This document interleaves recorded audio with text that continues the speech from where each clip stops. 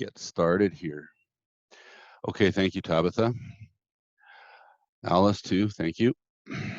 Okay, so what I want us to do is talk a little bit today about some of this kind of craziness that we've been going on and seeing how we can tie it together in terms of where we are in the course. Um, I will talk about administrative things like our assignments at the end of the class. And I am very, very sort of wanting to make sure that we're all on pace. Uh, a lot of people are starting to hand in assignment number 10 and 11, or trying to at least. And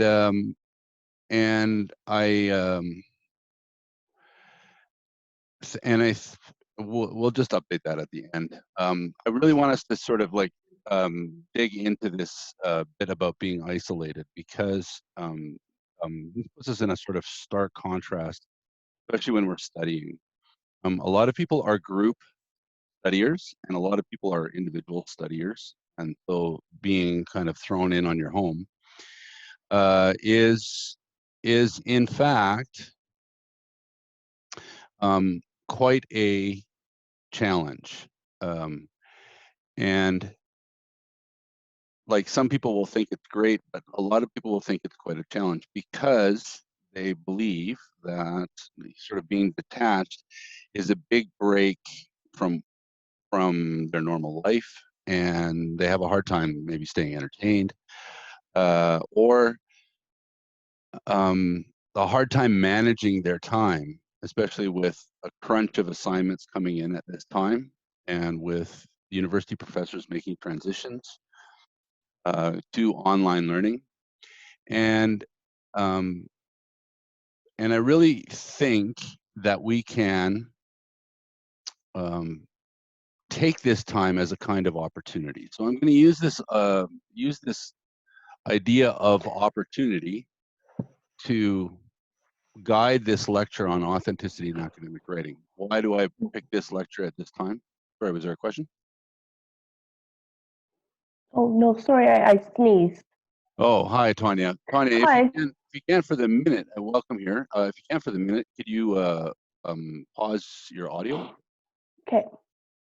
or mute your audio? Thank you.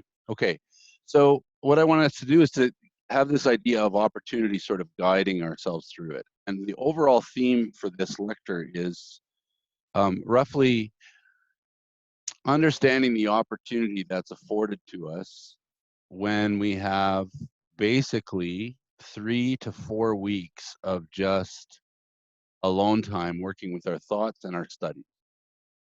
And I want us to understand that not everybody's alone. Some people have kids, some people are living with families, so you're not entirely alone. But what is common is that there is increased time to, in fact, reflect on our own thoughts and come up in our work with something that's really ours. And that's something I want us to sort of keep that in mind. That we're isolated and meeting in an online lesson, and that we're forced to keep our distance, is important for today's lecture. The temptation in going entirely online in our interaction is to revert into our own minds. But we must be careful. The online world is often only one directional.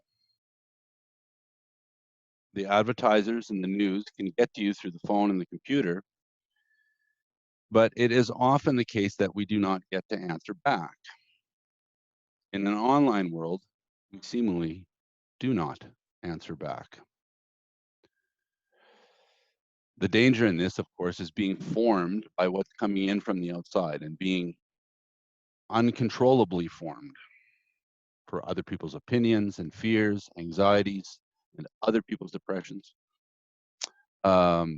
That can form us, and if we're not careful, can really alter us in could be in very strange ways, because these are in fact strange times. unusual time. Also, as we've seen, there's sort of some examples of how being formed by others and then thrown back on ourselves as if we are individuals isolated in the world can be pretty scary. These examples include, of course, the United States right now. And I was looking at the numbers last night for the epidemic, or for the pandemic. And the United States is now has the third highest infection rate in the world. Sorry, not infection rate, third highest number of infections, and are approaching 30,000 infections very quickly. The number of deaths is very high in the United States, and it seems rather strange that this sort of developed, some would say, most powerful country on earth is becoming rendered helpless by this pandemic. It's an incredible irony that something like this can happen. And I think we know all too well that the disaster that is striking when we revert to our sort of aspects of American life that are common in Canada, the disaster that can strike is real and present. Lots of people already, before this lecture began, have shared that people have lost their jobs. People are suffering. It's really messing with people. And I want this lecture to be a little bit of a source of hope for everyone. So I hope we take it this way. And I hope that we know that the United States is a kind of an example where despair and not taking responsibility for what we do can lead to worse and worse consequences. If we listen to any of the messages of Donald Trump in the last few days, he has failed to take on his responsibility as a leader in order to offer comforting words when given the opportunity. A reporter asked him a question, what would you say to all the people who are suffering from this? And he would say, I would say you're a terrible reporter. His response was to lay the blame on the reporter for even asking the question, which of course was something that maybe people were looking for from the president. But also too, he wouldn't even take responsibility for the United States' poor response to the pandemic. This is not to say that Canada has been entirely blameless. Certainly there are things that are dubious and questionable in the Canadian response, but there's been something significantly different. I think the United States, at least on a political level, is suffering dearly from a lack of community solidarity in this situation. And Canada is showing much more community solidarity in dealing with the pandemic than others. I know that businesses have let employees down, but I think as in terms of community solidarity, our life in community, we have the resources to cope and manage and get ourselves through this time, which is suffering. And so for any of you who have lost your jobs in the classroom, I extend my sort of just deepest thoughts. I would say thoughts and prayers, but that sounds a little bit trite. But my sympathy and empathy really goes out, and hope that you can manage, and I'm here for you if you need. But what we have to do is to find some way of, let's say, coming down the middle. What I call down the middle is coming down the middle of the world telling us what should be happening and us just reverting to being individuals, like is happening in the United States. There has to be some way down the middle. And I want to use this lecture a little bit to illustrate how that can happen as students. And this is an important thing because, as I said, this month that we have now as learners, and you're not, yes, you're the students and I'm the teacher, but we are all learners. And this month as learners provides us an opportunity to find the way down the middle. And I want to put some thoughts in your head and suggest some things that may in fact help us sort of not only cope with our academic work, but cope with the pandemic and perhaps to see ourselves into a better place after COVID has died down, which we all sort of believe it will at some point. So all of that being said, as introductory remarks to this lecture, let's flesh out a little of the idea of finding this middle path, what I call writing in one's own voice. Academic writers and instructors of academic writing will assert this. You must write in your own voice. One important urging by almost all university professors, and I'm sure you're hearing this in your lectures, is to write in plain language, asserting your own stance towards a topic. And in effect, develop your own research topics. But what does it mean to develop one's own stance? This is perhaps the most misunderstood phrase in all of teaching about writing. In particular, and about morality overall. And we find ourselves in morally sharp situations sometimes. Surely we're not all self-made people. This developing of one's own stance is deeply attached to ideals of authenticity. And it comes from much of the same motivation as calls to be authentic, true to yourself. Many of the sicknesses and stories of success that are common in societies that are called Western societies, by which I mean societies which are situated around the North Atlantic Ocean, are called sick or successful due to their relationship to what is called authentic. The call to write in your own voice, which I do support, also carries weight and importance because it references to widespread thoughts about what it means to be authentic. Let's take a look at a couple of examples. On the negative side, and I'll use, in this case, my right hand to indicate negative, for anybody here who thinks that only the right hand is positive.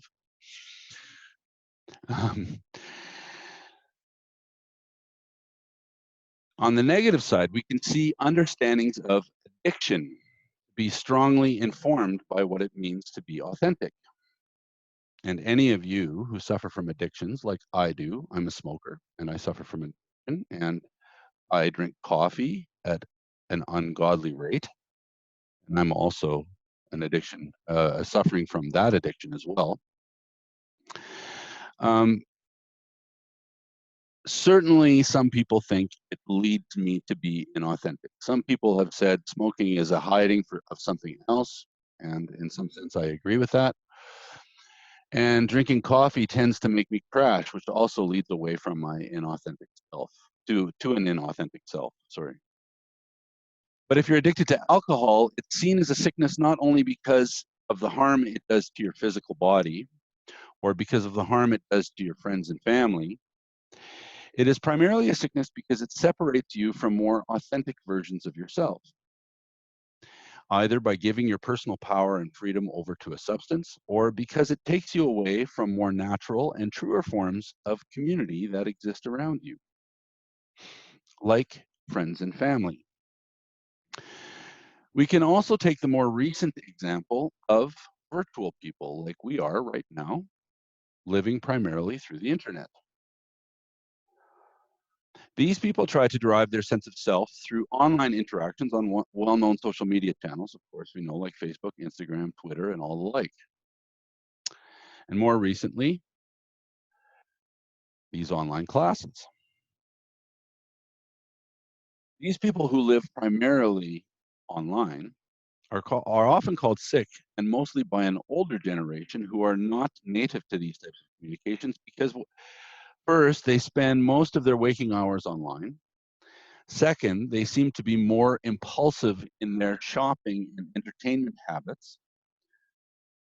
And most of all, third, they seem to be more disconnected from significant others, like friends and family. Often, like the well-known speaker Simon Sinek says, these people who are referred to as millennials feel entitled to something because they happen to want it. We can't blame them entirely. Surely the generation who raised these millennials, and that's my generation, bears some responsibility for impulsive behavior because of the often repeated phrase, you can have anything you want.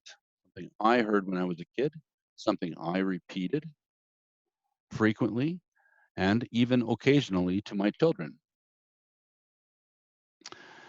On this negative side, the criticisms, the overwhelming criticism is based in how inauthentic these aspects of life are.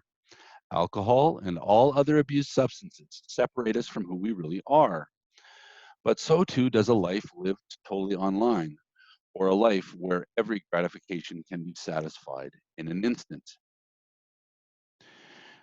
But stories of success, too, are labeled the way they are because they are deeply tied to authenticity. Steve Jobs, the originator of Apple, is considered a man of success because he developed the most highly valued business in terms of revenue generated out of a simple habit of inventing stuff that would help people. He was even kicked off the board of directors at Apple because of his authentic desires to invent things that were not even profitable.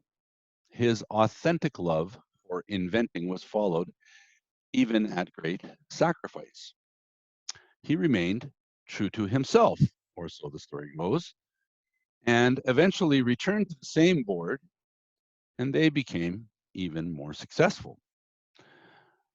But even away from the tech market, we can understand someone like Nelson Mandela, the figurehead of rebellion against the apartheid movement in South Africa to embody authenticity. He stayed in jail for 27 years, despite numerous opportunities to cooperate with political power and be released from jail.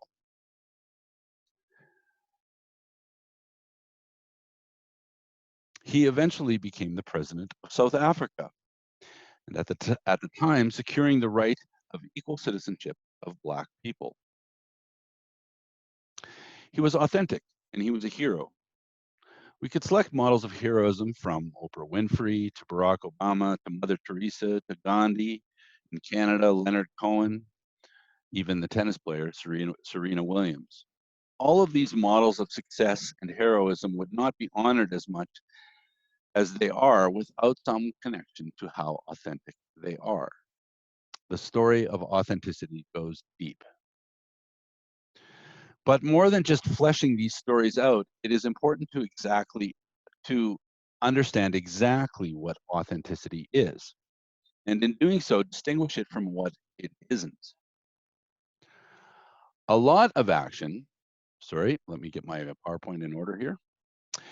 A lot of action claiming the name of authenticity can be understood as narcissistic or as a way of making money or as actually representing narrow political interests. Without a clear idea of authenticity, I fear that we may indeed be duped, like many American voters or the person who is proud of wearing Nike, and more significantly, that we may indeed uphold and pursue a value which we don't in fact believe in.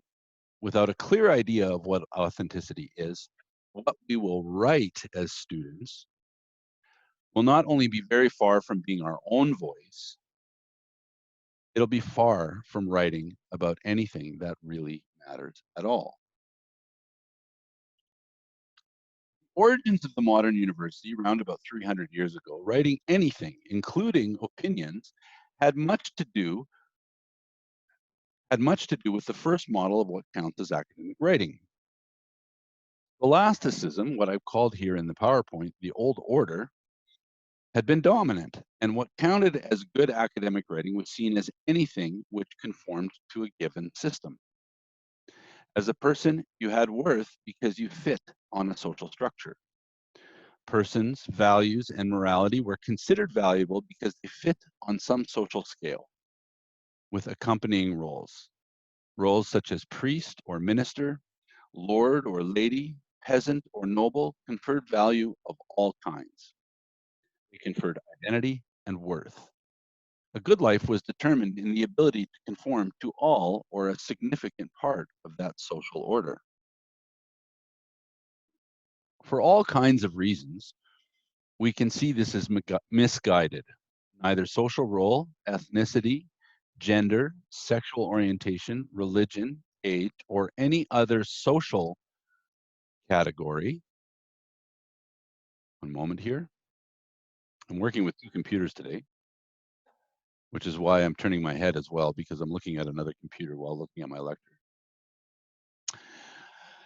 Neither social, for all kinds of reasons, we can see this old order is misguided. Neither social role, ethnicity, gender, sexual orientation, religion, age, or any other social category should be the one having ultimate authority over our lives and in our value as individuals.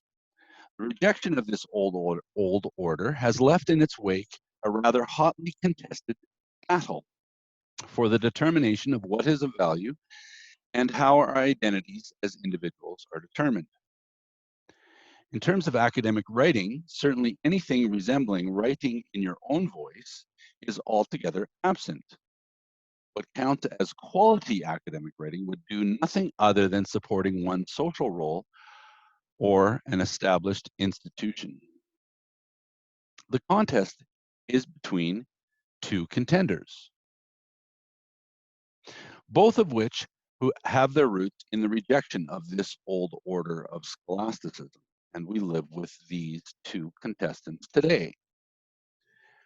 I would suggest that much of what we are experiencing even now is existing in a battle between these two contestants. Both seek to ground the determination of values in the way things are considered as meeting goals of self-fulfillment. Whereas the old order determined value and identity on conformity to an existing social order, the newer variants instead wanted to determine values and identities as somehow meeting the needs of self-fulfillment, not self-conformity. Both variants say that no external order can determine who I should be or what I should care about. Who an individual is and what she cares about must indeed be truly that of the individual. It isn't the parents or the priests or the professor or the government or the job or the marital status that determines us as a person, nor does it determine what we should care about as individuals. This rejection of the old order is something relatively new and peculiar to contemporary culture. As I mentioned, it exists now. As a whole way of engagement with reality, the individualistic tendency of thinkers and writers prioritized the individual and his or her unchanging core self, like a steely little ball, as one of my professors used to say, that exists in the center of our being.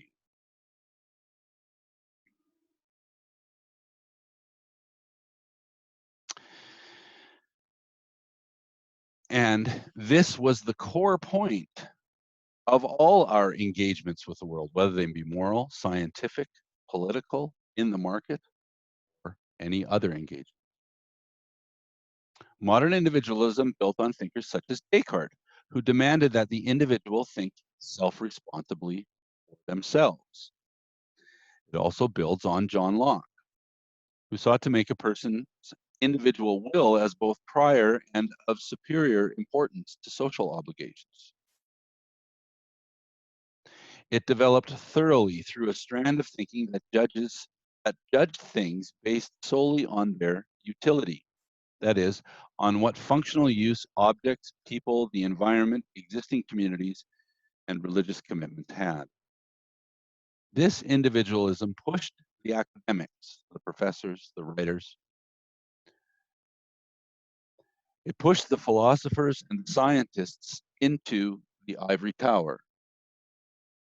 If I could see the background in some of your rooms, I'm sure I would see walls that are ivory colored. Into places where the only company we kept was our own. The individual wasn't just an idea, the atomized individual became a rather stark reality. Think of that for the moment, as we as individuals meet online in a rather stark reality. This individualism has been called subjectivist by more than just one thinker, and has been named so because it tends to think that any and all development must be first and foremost about the individual. Any considerations of context beyond the individual were real and true only because they contributed to the advancement of the individual.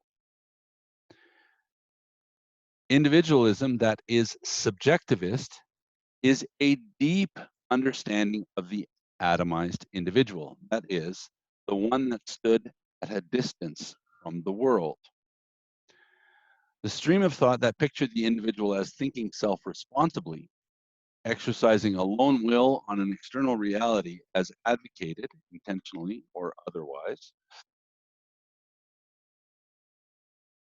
It also was advocated, intentionally or otherwise, by people who treated the world instrumentally, like it was an instrument for our own self-fulfillment. This type of individual is recognizable today. We can see that person in the internet troll who believes that making a sarcastic comment on a social media site counts as political activity. We can recognize this person in the person who loses their cool at the checkout counter when a cashier accidentally double scans an item, or when another customer steals their toilet paper. We can recognize this person in the abuser, the one who sexually harasses, the ones who don't even feel the need to recycle, the ones who think they can buy an education. Any and all external demands placed on the individual, especially those which are not particularly beneficial to the individual, are considered to be impositions, unnecessary, or otherwise false or fake. In terms of academic writing, being subjectivist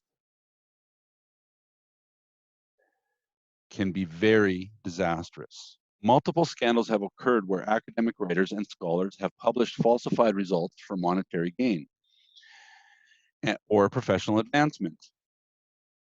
Not only is the so-called academic work of these individuals for personal gain not credible, but with the help of social and mass media, they are specifically damaging to the public world.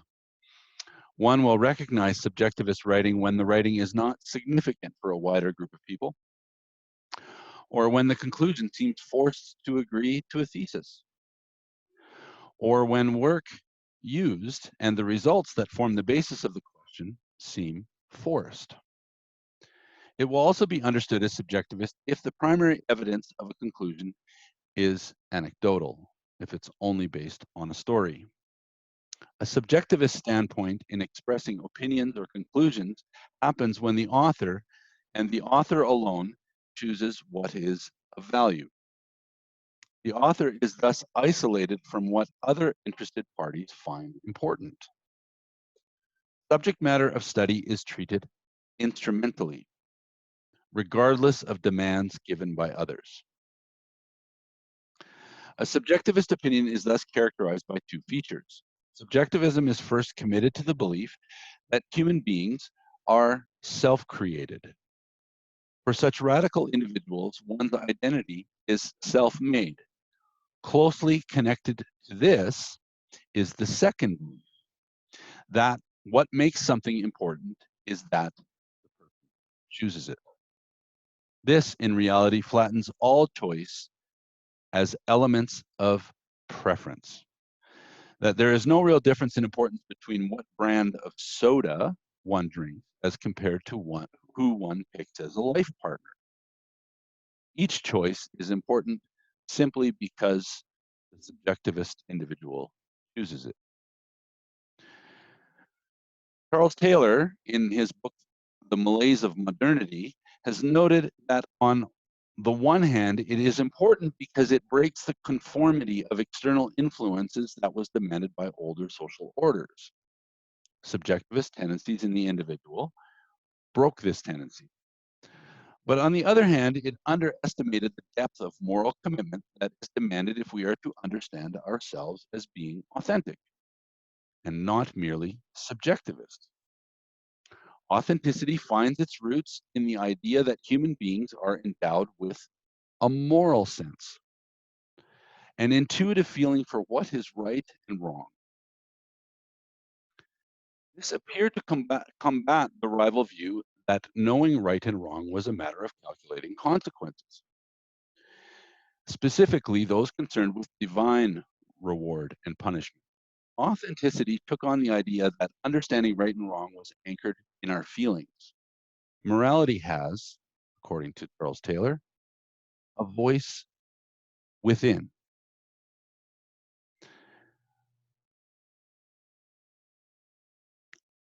That was how authenticity first made its academic appearance.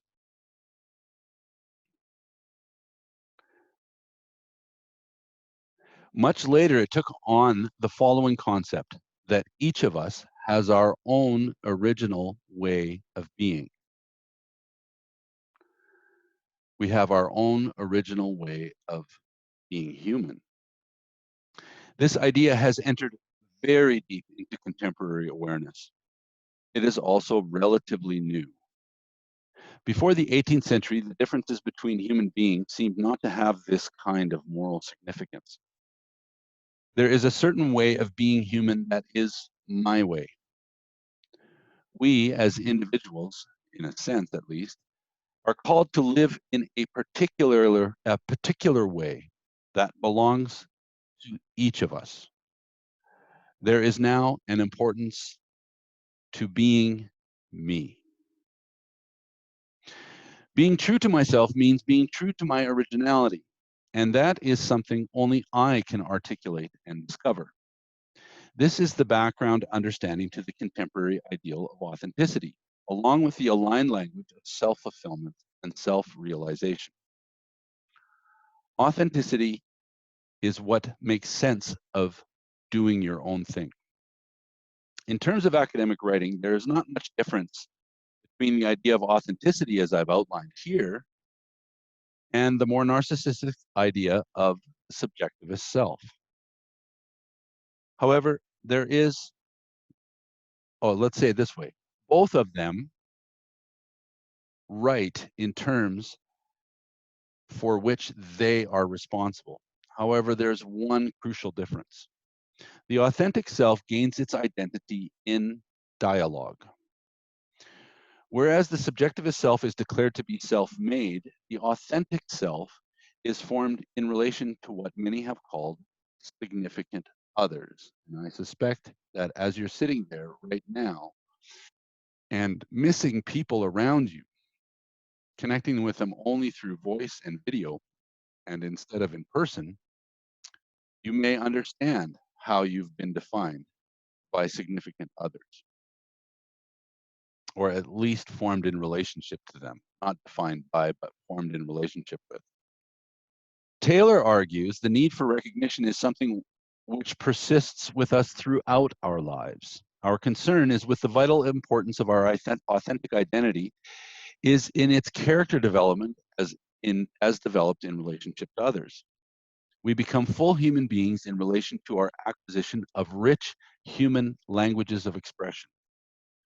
let's take language in the broadest sense, not just English, but many languages, or the languages of, say, art, of gesture, the languages of love. No one acquires the languages for self-definition on their own. We acquire them through exchanges with others who matter to us. An authentic person emerges in the presence of significant others. We should keep in mind that our understanding of the good things in life can be transformed by our enjoying them in common with people we love. That they are, in fact, accessible only through such common enjoyment. All of these exchanges with significant others form a background to what is different in me in comparison to others. The background of what is important is essential to it even being important.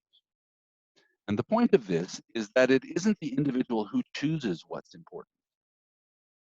What is important is determined as such against a background of shared meanings and understandings of what is significant.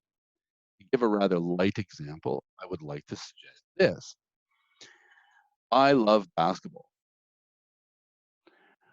but I love it a little less when I'm playing it by myself. I love it a lot more when I'm playing it with my son. My experience of playing basketball is, even now, even in my old age, defined and refined by playing it together with my son. For me, that's authentic, even though my son is involved. It's not entirely about me, but it is about me.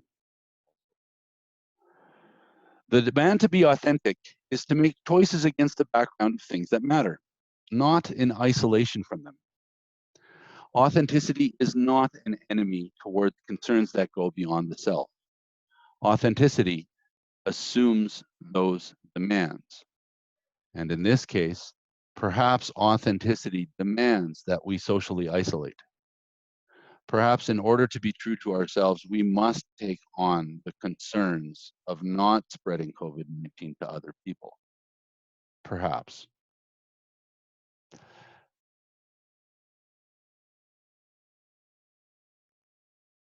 But writing in your own voice requires also some civic concerns, as I have mentioned already. Some of these concerns may include the good life, as I mentioned in my lecture about the purposes of liberal education, solidarity, our civic concerns, or our ties with other people, ecology, economic systems, history, citizenship, or even religious adherence.